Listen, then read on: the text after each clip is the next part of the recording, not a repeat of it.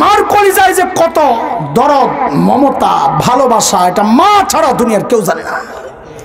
মাকে যে আল্লাহ বানিয়েছেন সে আল্লাহ জানে। এই জন্যে মাঝে মধ্যে আমি আমার বাচ্চাদেরকে বলি, এই মা চেনো? মা কই যাম্মু?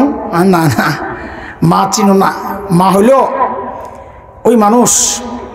যুবক ছেলেপেলেরা যাদের মা নাই, খেয়াল করো, থাকতে নিজের জান্নাত বানাও, থাকতে নিজের জান্নাত বানাও।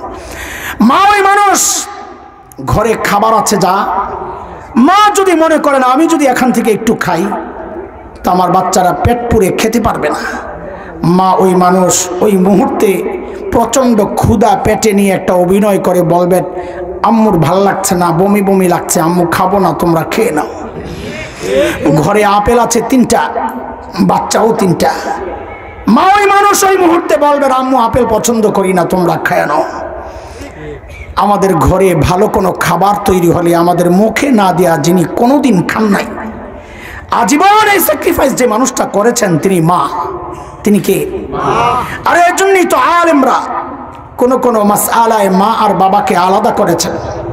যেমন এক মাসআলা, কোন সন্তান যদি বাবা মার আগে মৃত্যুবরণ করে তো মাসআলা হচ্ছে বাবা তো সন্তানের লাশের পেছনে পেছনে যেতে পারে, বাবা সন্তানের কবরেও নামতে পারে।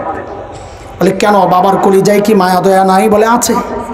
বাবাও চিৎকার করে করে কান্না করবেন, কিন্তু বাবাকে আল্লাহ ওই শক্তি, সামর্থ্য, মনোবল দিয়েছেন, বাবা সন্তানকে দাফন করে কান্না করতে করতে উপরে ওঠার মতো ক্ষমতা রাখেন। কিন্তু কোনো মায়ের জন্য সন্তানের লাশের পেছনে যাওয়া চলবে না, কোনো মায়ের জন্য সন্তানের কবরে নামা চলবে না। কেন? দুনিয়ায় এমন কোনো মা নাই যে সন্তানকে দাফন করার জন্য কবরে নেমে সন্তানকে শোয়া সুস্থ অবস্থায় নিজে উপরে উঠবেন, এমন কোনো মা জগতে নাই।